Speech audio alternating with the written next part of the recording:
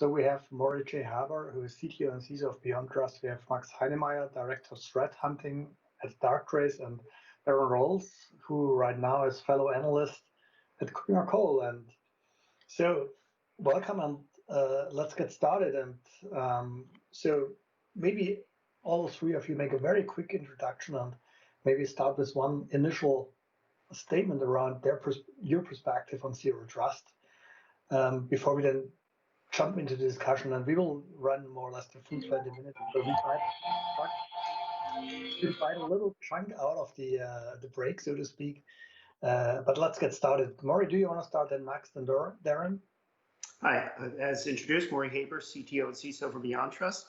In my opinion, zero trust is essentially a definition that has been owned by multiple vendors over a period of time, something that many people have been doing throughout. And from the best standpoint that I can prescribe, use the industry recommended standards from NIST to help guide you through the definition, terminology, and instructions on how to make it work for your organization. Okay, Max? Hi, I'm Max, the Director of Threat Hunting at Darktrace. Zero Trust is a set of principles, best practices, and guidances which should be seen vendor agnostic in the first place, which has been gaining more and more adoption, especially in the terms of COVID-19 and rapid digitization as people move to the new normal, and working from remote and home. Okay, and Darran? Yeah, so I think my colleagues here have kind of summed it up really, and I think the word I often use is it's an approach. It's not technology or really practice. It's a way of thinking, and that thinking says, we need to strongly authenticate, authorize, administer, and audit our users wherever they come from and wherever they're going to, and of course, someone like myself that's been in identity management forever, I know Morey too, it's kind of, it's what we've always done. So it's kind of puts identity at the center of security and really changes that perimeter-based view of security and makes it much more contextual around the application. Okay, so what I like with all three of your statements is no one said, oh, we have a zero trust tool and platform which solves everything. Because okay, I have also been a very good trigger for the further discussion. But yes, I think it's a paradigm. But even a paradigm at the end must be backed by tooling. So we need technology to implement that. And so when we look at the current situation, so when we look at today's complex, large-scale enterprise systems. For instance, in IAM, more and more of this tooling has some ML and AI already baked in, and then you have these sort of IAM-specific intelligence platforms and a lot of other specific intelligence platforms. And on the other hand, you need to look at the generic system-wide platforms for security analysis and response management. So how do these various elements from your experience fit together? And Max is already nodding, so it looks like he wants to start with the answer. So Max. Yeah, if you don't mind, you hit the nail on the head there, I think. In my daily job, I help respond to big APT infections, new ransomware waves, talk to our strategic clients. So I see a lot of that complexity, right? There's specific technology silos for every single paradigm out there. And one of the core challenges is that many times security falls beneath these cracks because the tools are not fully in place, not fully working together. So where does it come back to? And I think the core we need to achieve with either IAM-based zero trust or more generic zero trust perspective is reducing that complexity, which could be done through machine learning, for example, by letting the machines do the heavy lifting and work towards that approach. So I couldn't agree more when you say that there's, the AI-based IAM applications and the generic platforms. But the problem is that we need to drive more towards the generic platforms instead of having loads of technology silos, which is creating more friction than we need. Morey, what is your perspective on that? I look at it from a layered model perspective. If we consider standing privileges or always-on privileges, especially when they're administrator root, you have a very high risk, which is something that traditional privileged access management has attempted to address for a very long period of time. We've entered just in time to help administrate those and reduce the risk service in time, but we know we need to get to a layer of least privilege, granting the least amount of rights possible, and identity solutions help do that with role-based access. But below that is zero trust, where you combine the just-in-time principles, the least privileged principles, and when you truly need administrative rights with user behavior to get to that state. So it's ultimately a goal. You have to first think that, can my technology or my implementations of technology with my business really handle a zero trust model? Specifically, zero trust has software-defined perimeters. There really is no network perimeter. Do I have implementations of legacy infrastructure or peer-to-peer networks that just don't fit? But if you can get your internal systems right, or if you're using newer technologies, you remove admin rights, you can grant just-in-time, you can honor least privilege, and you can do user behavior based on ML or AI to get there, then you can truly get zero trust to work for you the way that the practical or the theoretical design is meant to be. So in some way, we also need and facing a paradigm shift away from static to real-time, just-in-time analytics to observing what happens. Is that what you also would see, Darran? Yeah, I think as always, I agree with my colleagues here that I think Morey used that term layering. I think it's really important to come back to your first question in the ML and AI space. I think I personally don't believe we should talk about the technology, because the only thing that's relevant there is behavior, right? And I think that as we look across these complex systems, we're now understanding the importance of that truly understanding norms. Is so important, and dealing with the complexity that comes with that. I mean, it's, death by tools, something that's just how many more tools do you want me to buy, deploy, manage? It's just very, very complicated to get there. And I think something that I've heard several times today, as I've been listening in, is this idea of creating an ecosystem that's behaviorally aware and responsive. I think that's what's really going to drive us to the next, help us deal with the challenges that come with where we are, really. So it also means we need technology which helps, or standards which help us to have these various systems communicate in an efficient manner, to transport information from various points where we collect data to certain systems which analyze all that stuff. So that would be done from what you're all saying. I would say being one consequence that we need ways to make all these various, so to speak, sensors and analytical systems interact in a smart and smooth manner. So when we look at this, how would a future or typical sort of security operations center, or intelligence operations center, or CDC, however you'd like to name it, how would that look like both from an IAM perspective and from an overall security perspective? So what would be your idea on how this could look like, Max? So as somebody who's leading an analyst team and works with many leading stocks in the world and does analysis them myself, I see the leading IAM tools as a great supportive function. Everybody who knows this, when you got an incident, one of the first questions you ask yourself is, who is the user involved? What is the service credential involved? What happened there? So having a way of quickly getting that situational awareness is key from the SOC perspective.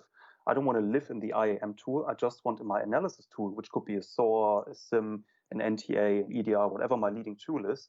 I want to have quick access, best integrated natively into my analysis tool to get all the situation awareness I need. So the closer I can get to the tool, to the IAM information, the better, with the less friction.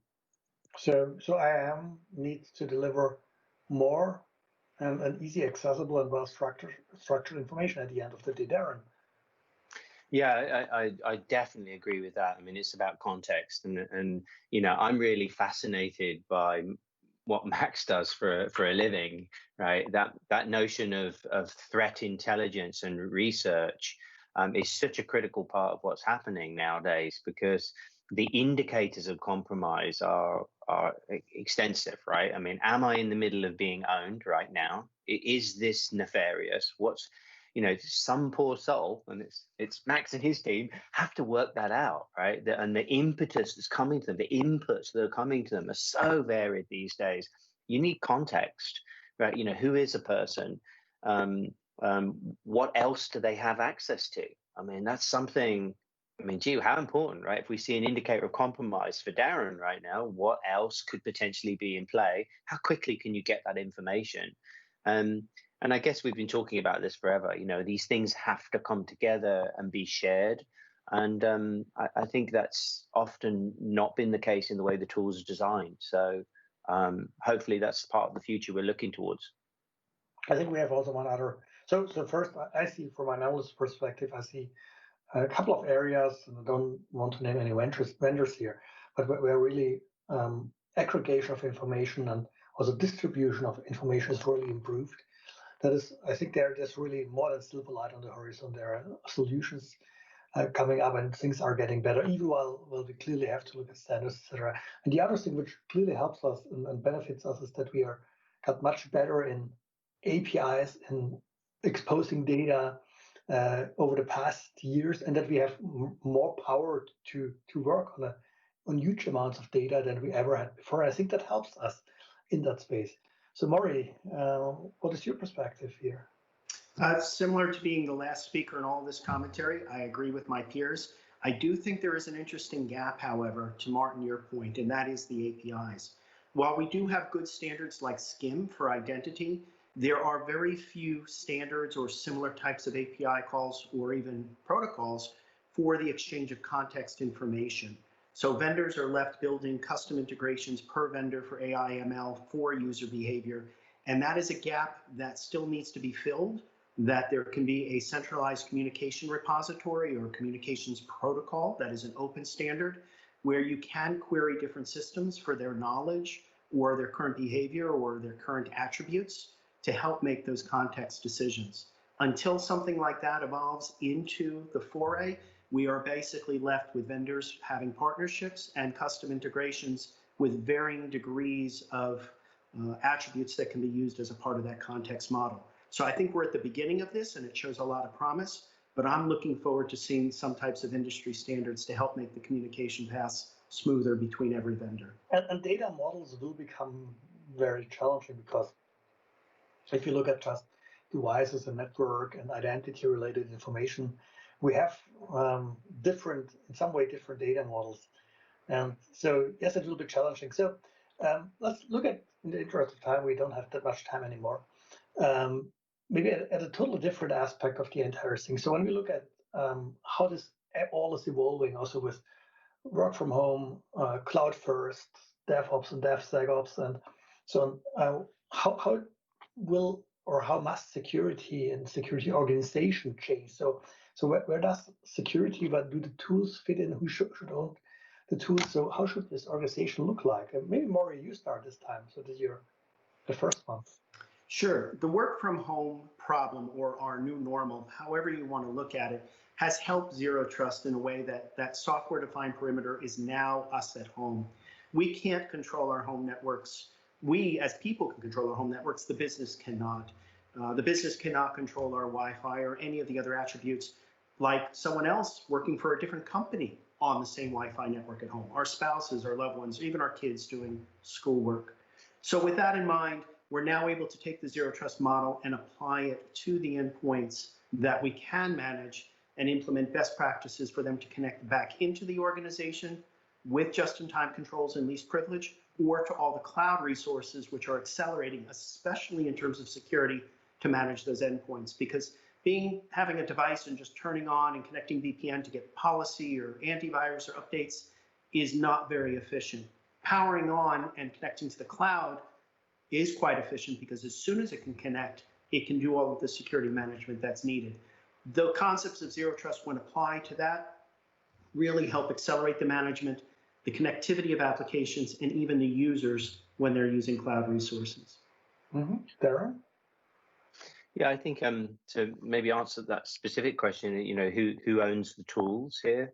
I think as when my time as a CISO in the company meeting, I always used to, sort of think, who's in the security team here, and one or two guys would put their hands up. I say, no, you're all in the security team. It was kind of became a bit of a joke in the end there, right? You can only play that card once. But as you look at that, everyone's in security now in one form or another, and the tooling is so diversified It's specifically on that DevOps thing. The DevOps team now have their own security tools, and are they being managed by the centralized team? So I'm still an advocate for centralized tools ownership in that respect. To Morey's point, I mean, you're doing complex things at the network edge around context, those tools, right the way down to what's happening in really educational user training. I think if you bring the tools together, and that's very much, I think, the role of the CISO in the future is, it's about being somebody that brings the tools together and makes them work, right? So, so Max can solve a problem for us, right? That may be the most important one. And reduces the number of tools, or keep this number at least under control. I like the point you brought. Exactly. Too many tools. And yesterday I said maybe we should just have a simple rule. For every new tool, we retire one old tool in cybersecurity, at least. That really should help. So Max, your perspective, and then we make a short closing statement round, and then we're already done. Okay, sounds good. I try to fit as much in as possible. That's such a great question, because the work from home situation shines a light on the complexity again. Today, the challenge is working from home. Maybe it's DevSecOps, maybe it's securing your IoT devices, maybe your industrial control systems, maybe your cloud move. There's always going to be a new challenge. Ask your security teams who's got experience in dealing with network intrusions to put the hand up. Who's got experience in cloud security? Nobody's going to put their hand up. So there's always going to be a moving needle, and we're always going to play catch up. But I think we can turn this around with a zero trust paradigm, assume breach, use technology that can do a lot of the heavy lifting, doesn't need us to focus and try to extrapolate threats by saying it's going to happen there, it's going to happen there. Use some clever machine learning, use some clever technology to identify where upcoming threats are, where anomalies occur, and let's not try to throw more humans at the problem. I sometimes hear sayings like, we need to do education in kindergarten and teach them cybersecurity. I hate to think that. I don't want my kids to learn cybersecurity there. I want them to become a doctor, an astronaut, or something.